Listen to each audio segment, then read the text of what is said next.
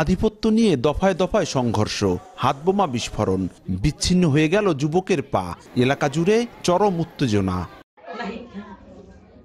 আধিপত্য বিস্তারকে কেন্দ্র করে মাদারীপুর সদর উপজেলার ব্রাহ্মণদী গ্রামের হায়াত ধুলকির সঙ্গে একই এলাকার সজীব হাওলাদারের বিরোধ দীর্ঘদিনের। এরই জেরে রোববার রাত ৮টার দিকে দেশীয় অস্ত্রশস্ত্র নিয়ে সংঘর্ষে জড়ায় দুপক্ষ।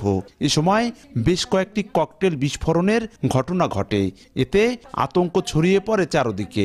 হাতবোমায় শাওন নামে এক যুবকের পা বিচ্ছিন্ন হয়ে গেছে।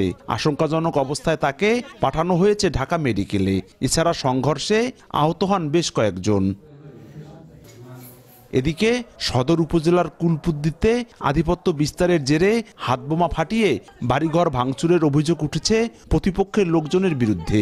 সন্ধ্যায় কুলপুদ্দির রুবেল খাঁর বাড়িঘরে হামলা চালায় প্রতিপক্ষ আলিম ও তার সমর্থকরা।